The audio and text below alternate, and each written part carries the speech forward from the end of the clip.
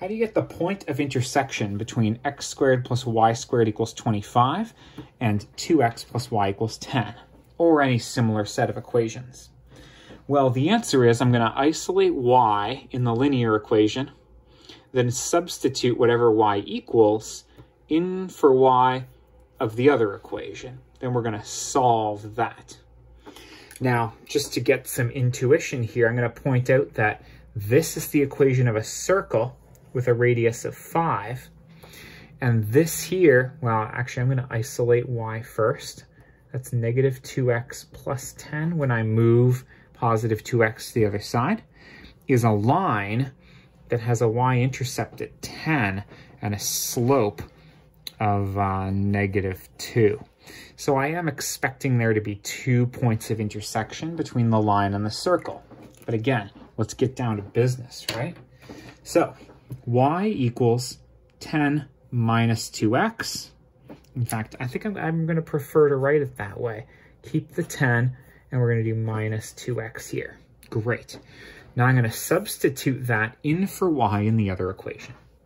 X squared remains. And then I have y squared, but y is 10 minus 2x. Y is squared here, so I'm going to square that whole chunk. That still equals 25. Great. Now I've got an equation that only has x's in it, and I should be able to solve for the values of x that satisfy that equation. Oh boy, is this going to take work though. I'm going to have to multiply this binomial by itself. Just to be clear, I'm going to take 10 minus 2x and multiply it by another 10 minus 2x, because that's what squaring means, okay? So 10 times 10 is 100. 10 times negative 2x is minus 20x. Negative 20x times 10 is minus 20x again. Negative 2x times negative 2x is plus 4x squared. That still equals 25. Again, we still have an equation, and it only has x's in it. So we should be able to solve for x somehow. I am going to collect like terms. X squared and 4x squared combine to make 5x squared. Negative 20x and negative 20x combine to make minus 40x. I still have my plus 100 on the left side, and I'm going to move 25 to the other side of the equal sign here. Positive 25 becomes negative 25 on the other side. I'm just going to collect those two terms at the end. Positive 100 minus 25 is plus 75 equals 0. Okay, we've got the equation of a parabola that we can solve. We're looking for the x-intercepts of it because we're setting it equal to 0. Now, all of these are divisible by 5, so I'm going to factor 5 out of this equation. That divided by 5 is that. Negative 40 divided by 5 is negative 8. Positive 75 divided by 5 is 3. No, it's 15. Yeah, that's right. Cool. Great.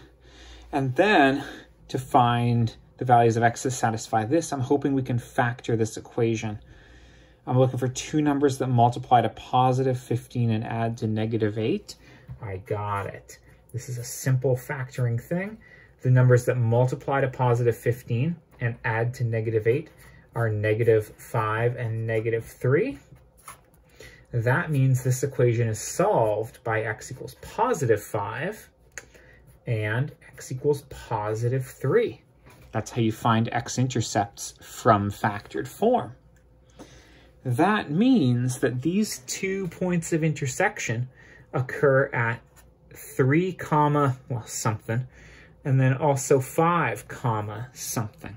See, those are the x's. I like it. Now, we were asked for the points of intersection. Points are in the form x comma y. You're going to have to substitute both of those numbers into the original equation here.